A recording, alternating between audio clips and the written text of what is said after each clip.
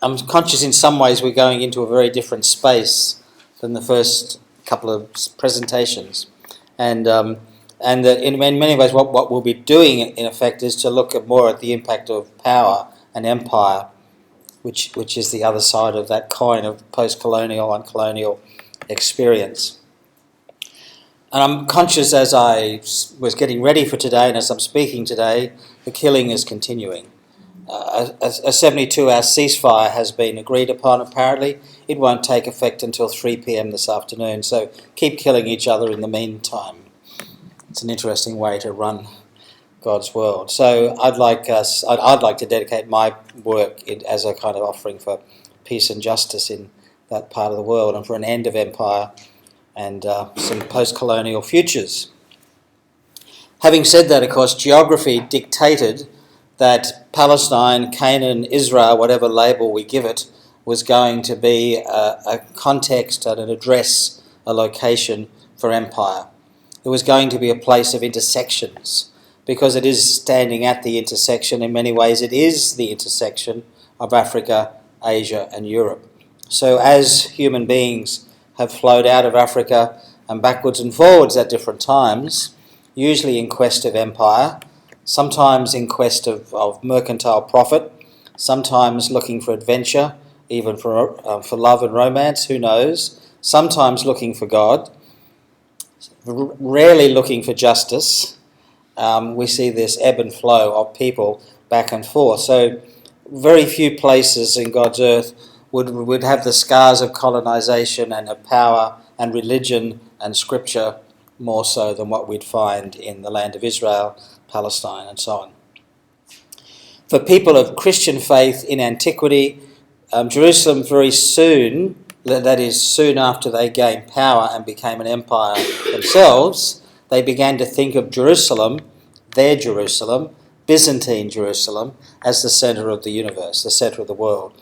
And it was interesting hearing Graham talking about being at Mount Nebo. I'm sure you also went to the Madaba Church and saw the map on the floor just a few miles away.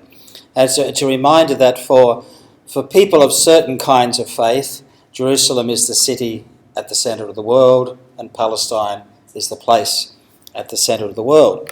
So I thought I had an easy gig. All I had to do was talk briefly about David, the myth of Zion, the Second Temple period, Herod, the impact of Rome, destruction of the temple, Christian Jerusalem down to the Byzantine period, the Islamic conquest in the 7th century, the Armenian community that's been there from around the 4th or 5th century and is busy trading off its privileges with one imperial power after another, Crusader Jerusalem, Islamic Jerusalem again, Russian Jerusalem, British Jerusalem, Israeli Jerusalem. About a minute each, and I'd fill up my time. So I started digging into this and realised that that's probably a book project, actually, on the screen, which would look at the story of Jerusalem, not as the story of three faiths, but at the story of different lovers who over the centuries have been infatuated with this place and want to possess her exclusively. So instead I'm going to zero in on one that I was vaguely aware of but hadn't realised the significance of until I did a little bit more digging, and one that may be interest to you because it may be one that you're not so aware of, and that's in fact Russia and its influence and its interest in Palestine, not in the distant past but as recently as this year. So when people wonder whether biblical studies and religious studies is relevant to real life, point them to the video clip of this lecture. They might get a different perspective. From the perspective of the princes of Muscovy, who took upon themselves the mantle of defending the Orthodox faithful after the collapse of Constantinople in 1453, Russia, Moscow, is the third Rome. Now there's another contender for the title of the third Rome on the other side of the Atlantic with very similar architecture and imperial eagles and all the rest. And that, of course, is one part of the underlying struggle of what's been happening in the Western world and the global scene for the last 100 years or so, particularly since the Great Revolution or the October Revolution of 1917. So as Byzantium finally collapsed, there were people further to the north who thought the mantle, God's mantle, had been passed to them. So the grand princes of Muscovy saw themselves as the heirs of the Byzantine Empire. That Moscow was the third Rome. They adopted some of the same iconography and symbolism, including the double-headed eagle of the Byzantine rulers, and they even took upon themselves a new title, Tsar, Caesar. They saw themselves as protectors of the Orthodox Christians, which excluded the Catholics, of course, but protectors of the Orthodox Christians in the Ottoman lands.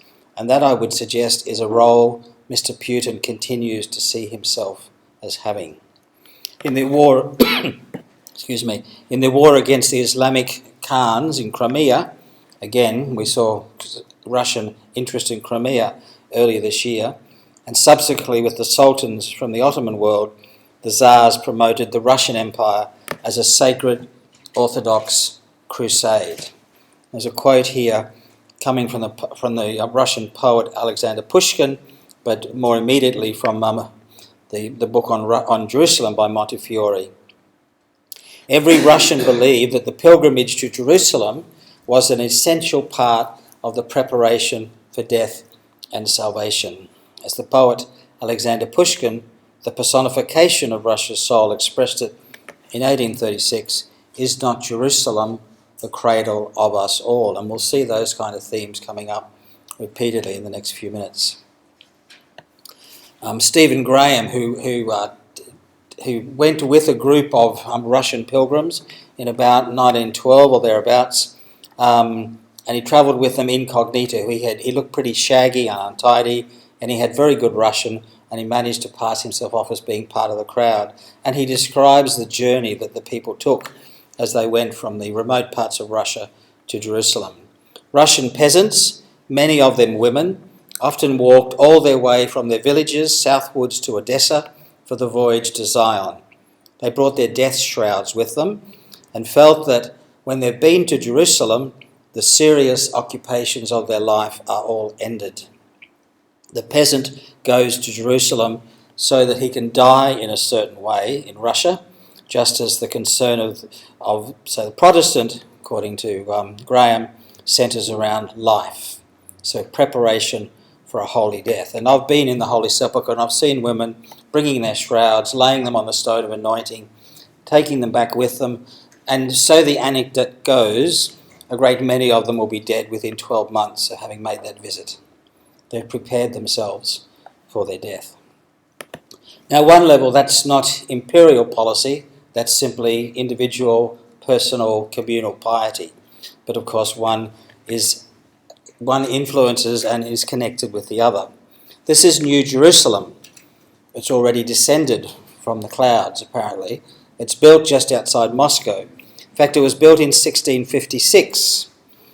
That's how long back the sort of Russian imperial fascination with Jerusalem has gone. It's a replica with Russian touches of the Holy Sepulchre, or of course, properly called the Church of the Resurrection in Jerusalem. So it's been replicated just outside Moscow. Happily so in some ways, because the replica of the edicule, the tomb of Christ structure, in Jerusalem was destroyed in a great fire in the early 19th century, but we have a perfect replica of it just outside Moscow. So when the churches eventually agree on the repairs in the Holy Sepulchre, we know what the repair has to look like. They recruited Orthodox monks from outside Russia to live with Russian monks to reflect the universal character of the Orthodox faithful.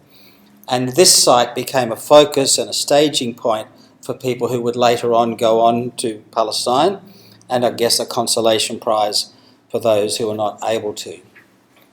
So we find thousands of Russians going to Jerusalem. Here's a quote which draws on the British consul from the Ottoman period in the 1840s. In Jerusalem, the streets glittered with the gold braid and the shoulder boards of Russian uniforms worn by princes and generals, while teeming with the sheepskins and the smocks of thousands of peasant pilgrims, all encouraged by Nicholas, who also dispatched an ecclesiastical mission to compete with the other Europeans in Jerusalem.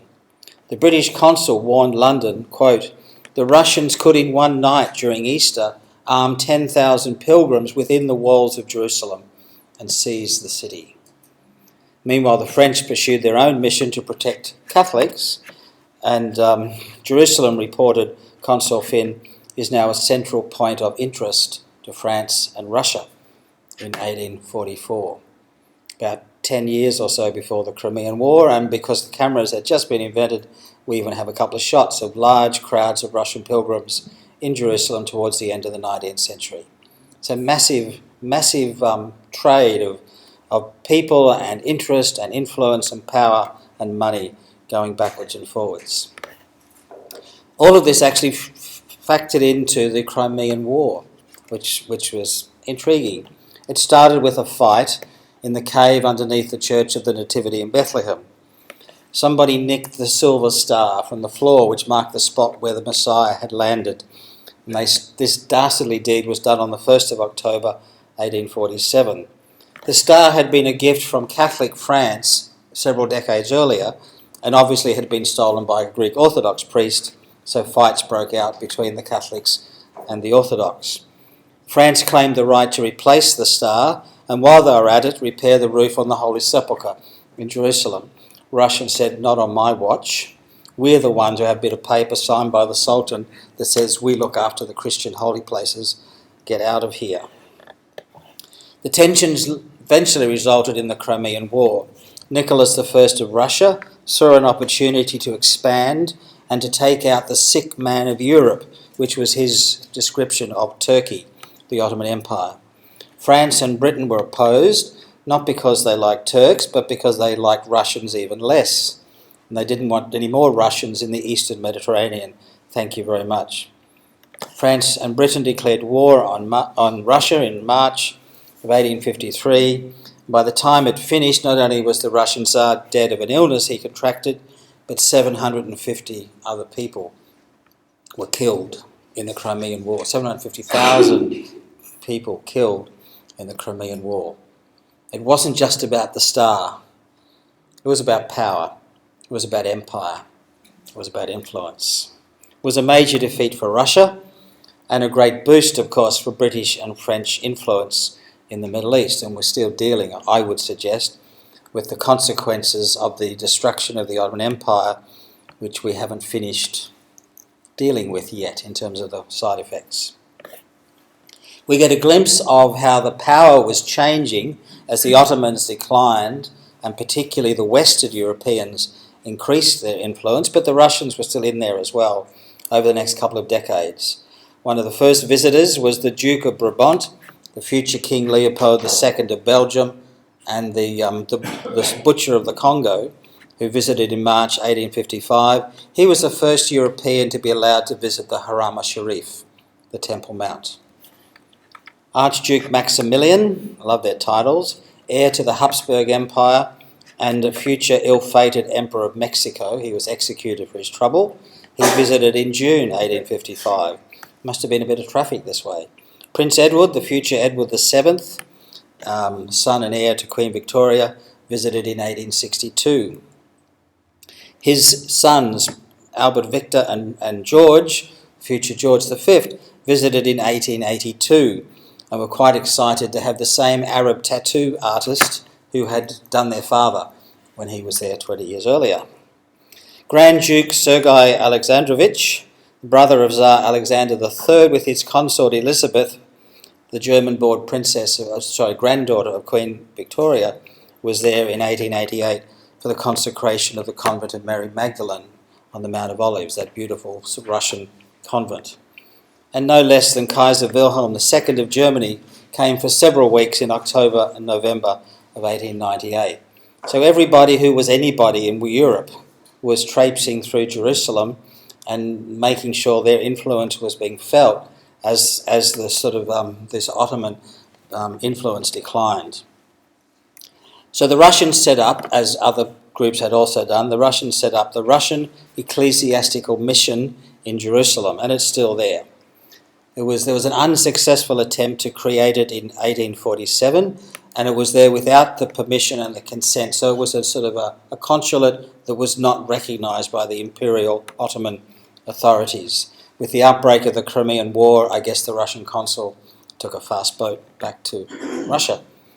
After the Crimean War ends, with appropriate recognition from the Ottoman government, the Russian ecclesiastical mission returns. Its main role was to organise mass pilgrimages from Russia. It also did charitable and educational work amongst the Orthodox faithful in Palestine, who of course were Arabs. They're not Jews, they're not Russians, they're Arabs, Greek Orthodox Arabs. In the early 1860s, they established the Russian compound just north of the Jaffa Gate. It was a mission, a consulate, hospital and hostels, provided accommodation for 2,000 people during Holy Week and so on. This was a major tourism project. CSU Global would be really interested in getting an angle of this trade. And that's what some of the place still looks like. The property was confiscated by the Israelis some decades ago, is in the process of being handed over back to the Russian government. Just in the last year or so, the process is still underway as part of a diplomatic trade-off between Israel and Russia. We'll come back to that in a moment.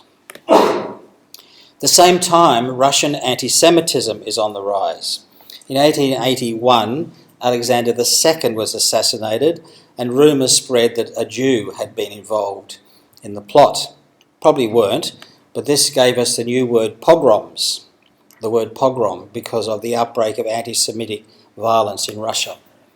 The special laws introduced in May of 1882 were highly anti-Semitic. 2 million Jews left Russia between 1888 and 1914. 85% of them went to the US, but a significant percentage went to Palestine. And so by 1890, more than half of the population of Jerusalem was Jewish, and many of them spoke with a Russian accent. Reminds me of Nazareth Elite today.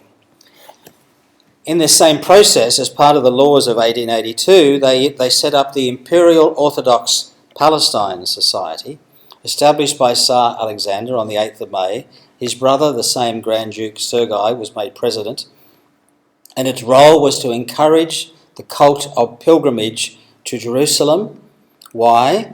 Because you could save Holy Russia from the Bolsheviks and the rebels and the people that were causing trouble if one could promote autocracy and orthodoxy. Autocracy meaning rule by the royal family, by the aristocrats. No democracy. Autocracy, not democracy, in alliance with orthodoxy to save Holy Russia, and key to that was mass pilgrimage to Palestine. As I mentioned, Sergei and his wife Elizabeth visited Jerusalem in 1888 for the consecration of the Church of Mary Magdalene, and the Imperial Orthodox Palestine Society, which still exists, and they have a website, acquired property throughout Palestine. There's Sergei and Elizabeth, and there's the very attractive church they came, for whose consecration they came. It is a truly beautiful building. So let's bring that down to a local level, to people that I know. Most of my connections in Israel are in fact in Nazareth, and I remembered that, in fact, the person who's my Arabic teacher and a very close friend, I remember her telling me of her grandfather, how he had spoken Russian because he went to the Russian school. And I said, Sahir, tell me about your grandfather. So in the last week there's been some family history going on. The Russians acquired a large site between the Greek Orthodox Church and the Roman Catholic Franciscan compound in the late 1800s. And the large substantial building, which still is there, is known locally as the Muscovy, because it's the Russian building. Muscovy was erected in 1904. It provided accommodation for 1,000 pilgrims. So they weren't just going to Jerusalem, they were coming to the site of the Annunciation as well. It also provided a school, a pharmacy and a hospital for the relatively small population of Nazareth, fewer than 5,000 people at the time, I think, 5,000 to 6,000 people. Russian pilgrimage ceased with World War I, and especially after the October Revolution in 1917. The building passed into the hands of the Brits and was the British Mandate Government Centre in Nazareth, And then in 1948 it became the Israeli Government Administration Centre. It's now the Israeli police station, and when I post a letter home I go to a post office. It's in the back corner of that building. That's what it looks like from the main street. So let's go to Amin Salim Jajura, Suhair's grandfather. Born in 1886 in Nazareth on the 10th of November. He was educated at and was later a teacher in the Russian school in Nazareth. He served in the Ottoman army during the First World War, although it's interesting as a historian, his daughter says, no, he didn't. But the Knesset page, because he was one of the first, he was an Arab member of the first Knesset, on his official parliamentary page, it has military service, as all Israeli members of Knesset would, of course, would have, and he has Ottoman army, World War One. There's a historical question as to what exactly his role, if any, was. He studied law in Jerusalem, became a lawyer practicing in Haifa and Nazareth. He was an Arab member of the first Knesset between 1949 and 1951, being the leader of the United Democratic ticket in Nazareth. He was then mayor of Nazareth from 1954 to 1959, and then he died in Nazareth on the 20th of August 1975. And that one person's life encapsulates the parade of empire, as first the Russians, then the Brits, and then finally the Israelis put their stamp on the experience of the indigenous people of the land, all in the name of religion, power, and holiness, of course. So the story could end there, but if we start digging around, we find that Russia's interests in Jerusalem are not simply prior to the First World War. They're not only a reflex from the 19th century. Billions of rubles have been devoted to the restoration of the New Jerusalem Monastery. As mentioned, the Russian compound's been returned, the Palestine Society still operates, and it's headed up by a former head of the security police. Interesting. And as he said, a Russian flag in the centre of Jerusalem, close to the Holy Sepulchre, doesn't get better than that. Just a quote from the previous president of Russia: "In restoring such centres, we are helping to revive our roots and the moral values of our people. Without these, we cannot resolve any of the major problems that our country faces today." When Crimea was being absorbed into the Russian Federation a few months ago, note the coat of arms. This is some of the comment we get in Forbes. Look at the Middle East now. Putin and Assad have manoeuvred to become the explicit protectors of Eastern Christianity in situ. Moscow is back as their shield and Orthodoxy's patron. He didn't sidle up to the Russian church for purely domestic reasons. He knew the unforgotten historical alignments just below the surface, from Moscow out through the Balkans, through the Caucasus, past Turkey to the Holy Land. And the argument that's being put there in this piece on Forbes is that Russia's interest in Syria, Russia's relationship with Israel, are just the most recent reflex of this 500-year-old project of being the protectors of the Orthodox in the Ottoman world. So we'll leave it there because we've run out of time. We can take questions, but I wanted to just outline very briefly the sort of scope of Russian interest, personalise it with one person's story, and then also highlight that this has contemporary geopolitical relevance as well. Okay.